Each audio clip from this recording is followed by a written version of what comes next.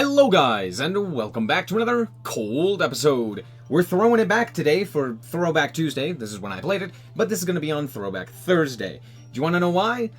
For no real reason. I just wanted to play Tri-Brigade Zoodiac because I really thoroughly enjoyed this deck when it was top tier, and even after it was lower on the meta, and I still thoroughly enjoy the way that this deck plays and the combos that it does. I think this is basically what most decks should be, or more specifically Tri-Brigade. I feel like most decks should function in a similar capacity to Tri-Brigade, but that's just me. Anyway, let's quickly do the card by card and the explanation. Now, obviously, this deck is not great, but I thoroughly enjoyed it, so there you go. So, with the card by card, starting off with the Tri-Brigades. Pretty standard list here, the triple Nerval, double kit, Karos, double kit, and the 2 Fractal, which for some reason is still limited to 2. I do not know how this is the case, but alas, here we are. And then for the Zoodiacs, we're playing the 2 Whiptail, the triple Thoroughblade, and the 2 Ram. Honestly, Ram I might play more of. There are a lot of traps that target right now. We have Imperm and Zoodiac and a myriad of other things that don't necessarily target, but it's still good to have Ram just in general, mostly for the Imperm. But yeah, there you go. As for the rest of the deck, it's basically just all non-engine, which is one of the main benefits to this deck. However, because you need your graveyard, it's not exactly great when it comes to non-engine pieces. And your end boards are kind of mid, so you kind of want to hold on to those non-engine pieces, which isn't exactly always easy. But let's quickly do the card by card. We have 1 effective failure because we're playing Crossout. Why not play 1 of this guy? We have the triple Maxi, the triple Ash Blossom. Yay. We have, of course, the triple Infip as well. Imperm is just very, very good right now. I'm also playing triple Tack because, yeah, this happens to be very good going first and going second. It's much better going second than it is going first, but it's still a powerhouse of a card. Then we have, of course, the double Gamma Seal and double Nibiru, which is... I gotta explain myself. So first of all, Gamma Seal is pretty standard, just tribute over a problematic monster. But Nibiru, almost nobody is prepared for, and that's basically it. It's just no one is prepared for this, so yeah, just Nibiru to your heart's content. The only deck that really can prepare for this prior to you really being able to activate this is like Sprite. I guess technically Tier can as well, because they can make a Rukalos before their 5th summon, but honestly, it's really not that big of a deal.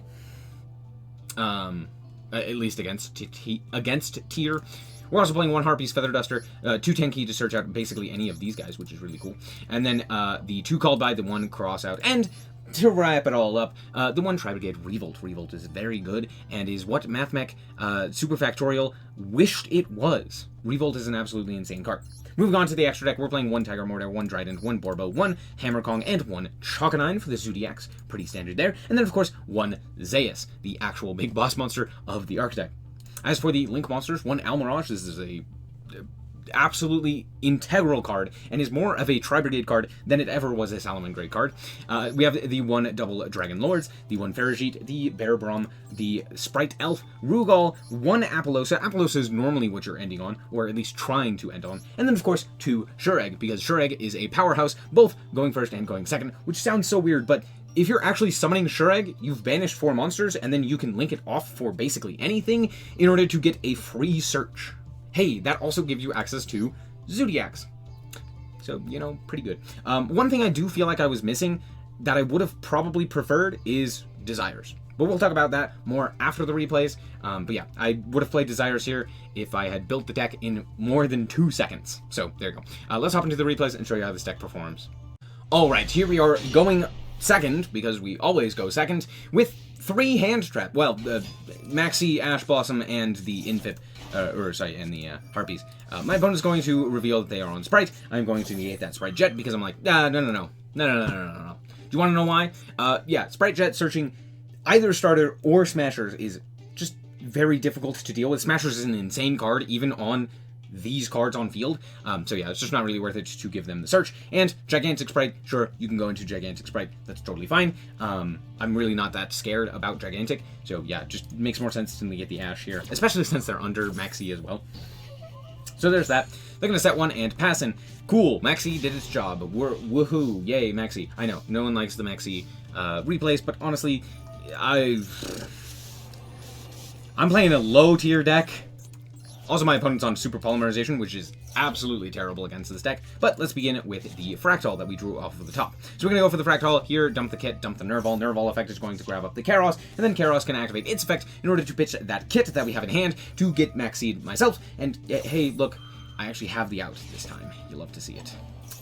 So, yeah, we're going to call by the Max C, and there's another reason why I wanted to show you this replay besides just, oh, look, Max C wins another game, but you'll see in a second. So we're going to special summon the Kairos, activate the effect of the Kairos, and we're going to banish 1, 2, 3, and 4. I know, kind of weird, right? Why are we banishing 4? Well, as I mentioned previously in the deck building section, yeah, Kairos, or not Kairos, Shureg is very good going first, and going second, and you can just link it off to get additional materials, which is pretty cool. So we're going to go for the Shureg here. We're going to activate the effect of that Shureg in order to banish a monster, to the which my opponent will chain Havness. Huh? Okay. Havness effect is going to mill, let's see what they actually mill. They're going to mill 3 cards, and look, none of those do anything. We're just going to banish the Havness here and link off for a Fetishite. We're going to then have my opponent concede the game, because yeah, the game is over. Wild. Alright, here we are once again going second, and what is this hand? What is oh, okay, you just had one pass, that's fine. Draw the cold by. Fantastic. So we're going to start off here with the Fractal, activate the Fractal, dump the kit, dump Nerval, Nerval, grab up a monster, that is Kairos. Kairos is then going to dump the Thoroughblade, because I'd much rather have target protection with Ram, as well as Whiptail just is going to stay in the hand because it can equip itself. It's very nice. Anyway, we're going to go for the Kairos effect, banishing 2. I end up banishing the Thoroughblade. Shouldn't have done that. And then we go for the Ferrigite. Ferrigite special summon the Ram, and then normal summon the Whiptail. Whoops! That's fine. We're going to go for Sprite Elf. So I did misplay a little bit here by banishing the Thoroughblade. Realistically, I shouldn't do that. It's always hard to keep track of what you actually want to banish. Most of the time, you want things like Kit or Kairos in the graveyard, as well as the other type of monster in your grave. Mostly for like other reasons, like with Lyralisks, you can bring back Lyralisks with other Lyralisk monsters, so you want to keep those in the grave. With Zoodiacs, it's similar in nature, where it's like, oh, because if I had a Zoodiac in the graveyard, I would have been able to go for the Choconine to then reborn another monster, and then use that other monster as material to then, you know, just have like a Dryden on your side of the field for free, basically. Anyway, doesn't really matter. So, cool. We're going to go for the Elf here. We're going to bring back the Kit. Then we're going to go for the Choconine here. We're going to activate the effect of the Choconine in order to bring back that Ram, and then link all of those off into Apollosa. I didn't have a link arrow, so it's not exactly the greatest, because I could have tried and gone for like Kit there and done some more things, but I was remembering how to play this game, or how to play this deck, so it wasn't the greatest of plays. I draw Valor, and I'm like, okay, I'll put back the triple attack. We're going to go to battle here and deal a bit of damage as well as attack in with the Hammerkrong, and then I realize, you know what, it's actually not as useful to actually go for Zeus here, so I actually go for the Tiger Mortar, activate the effect, attaching the Ram, to then go into Drident. Now, I know what you're thinking, why wouldn't Zeus have been better, why is Drident better, yada yada. You're probably not thinking this, you probably already figured this out because you're a smart cookie. So, Dryden is pretty simple. It's just better to not wipe your entire field, especially with Elf on your field, to just like gain that constant advantage that Elf provides you. So Dryden is a little bit better, and with the target protection from Ram, it's a little bit stronger in this instance. Yes, Zeus is a powerhouse with multiple points of just wiping the field. That's very strong, but with Apo, with Dragons, and with Elf, as well as the Effective Veiler and Called By that I'm about to set, I feel like it's much more advantageous to just have Dryden on my field instead of a Zeus. So, there's that. And Dryden's not bad. You know, being able to pop multiple times a turn is pretty good. And my opponent reveals that they are on Stun. They proceed to the battle phase, thinking that they can walk over the Dryden or something along those lines, and then they can't, and I go, okay, end phase, pop the Pachycephalo, to the which they will then Book of Moon, not the Pachycephalo, but the Dryden, which is weird. Why would we not have tried to flip this? I don't know, maybe Dryden actually does, then target a face-up card in the field, destroy it. I think that means that even if it was to flip face down, it would still be destroyed. Not entirely sure how it versus that target works. I think it'd still be destroyed. But still, I don't understand flipping the Dryden face down, but whatever. So I'm guessing that this is something like a skill drain, which means that if I don't, you know, they're going to fire this in the standby phase or in the draw phase, and then I can't, you know, if I flip up the Dryden, it's not going to do anything. And then it's nothing, and I just flip up the Dryden. Anyway, cool. Activate Elf. Elf effect is then going to bring back Kit. Kit is going to go for the 4 for the Sure Egg, and I banish. I'm sorry, I don't think you saw that very very well, but that was the Flew on Ree's trap card. That's right. It was Flew all along. What is happening? Alright, here we are going first this time, and the hand could be better. It's not terrible, but it's not bad. We're going to go and normal summon the Nerval, go into Almirage, activate the Nerval effect, grab up Karos. Karos is then going to pitch the Kit to the graveyard to then special summon itself. Kit is going to dump another Nerval, because why not? We're going to banish both the Nervals in order to go for the Ferrigite. Ferrigite will then special summon the Thoroughblade. We're then going to activate the Almirage to clear up that link zone to then go for Elf, and have Elf actually have useful arrows. We're then going to go for the Karos here, reveal the Karos and just put it back. We're then going to go for the Elf effect to bring back the Kit. I put the Kit in the wrong zone, but that's fine, I'll make it work. We're going to banish 2 and go for the Bearbrum. Bearbrum is going to pitch 2 to special summon it back to the Nerval. Here we can go for the Trident here, and then activate the effect of the Trident, popping our Kit. This may seem weird, but follow me. We're going to go for the Chalkanine effect here to bring back said Trident, and then activate the effect, and then Xyz into Tiger Mortar. Tiger Mortar is then going to reattach that Thoroughblade to that Trident, and then we're going to link all of those off into Appaloosa. I really thoroughly messed up my zones, and I could have had a much better board, but honestly, for having not played this deck for a long time, the fact that I even did that is quite impressive. So, cool.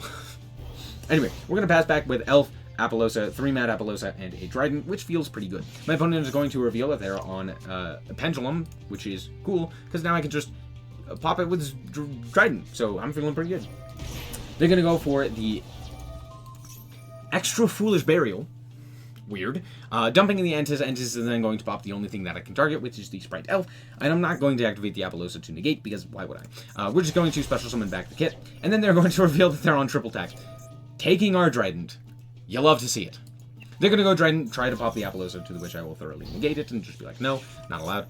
They're going to activate the Servant of Endymion, and then with 2 cards left in hand, Allure of Darkness. I'm like, ugh, okay, this game is over.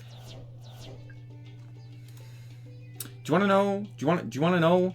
Do you want to know what they had in grave? Do you want to know the 4 cards that they had in their hand when they activated Allure? Called by Spell Power, Allure, and Allure. Now, I'm not entirely certain what they drew into, but if they did not draw into 2 Allure of Darkness, one right after the other, off of their own Allure of Darkness, why are these not set? But second of all, actually hilarious. Cool, great.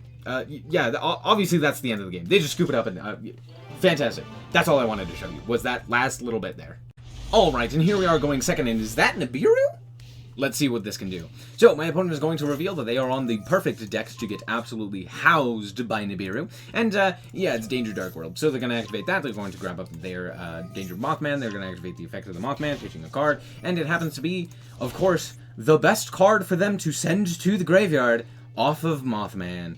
Cool, now they get a discard card. They're going to discard Baral, which is going to draw them 2, and I'm like, nope, not allowed. So I ashed that very promptly. To the which they will activate a second Mothman, and again, not hit the Mothman.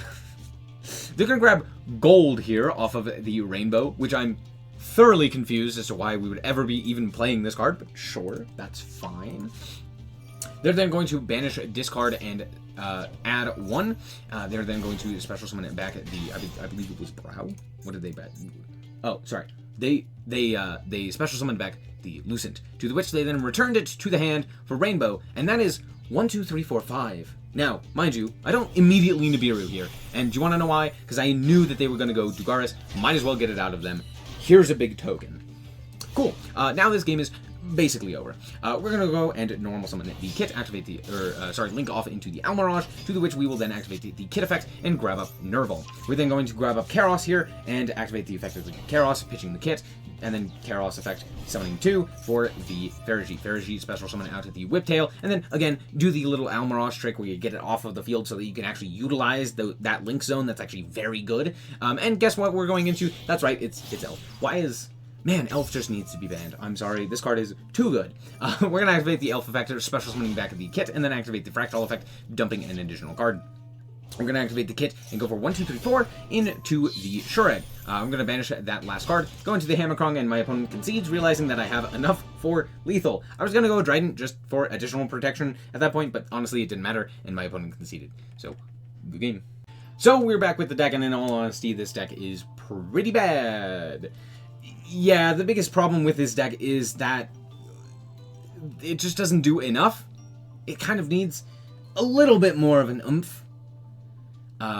Yeah, its end boards are pretty decent, but they're not nearly enough. If you don't have something like Revolt, which oftentimes I didn't, mostly due to my own mistakes, but if you didn't have Revolt, it really wasn't all that interesting or impactful, and a lot of decks can just play through the amount of interaction that you put up, even on, like, good boards, and if you're not drawing hand traps like I never do, yeah, going second is a nightmare with this deck.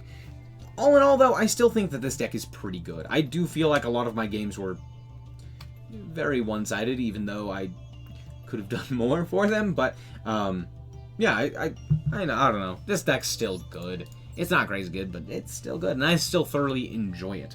I don't really know what else to say. It's Zoodiac Tri-Brigade. You've probably seen this deck. You've probably played against this deck. This deck has been around since the beginning of the game, and for good reason. It's still very good. It still does what it wants to, and now it has Elf, which is a little bit better, but, you know, not insane.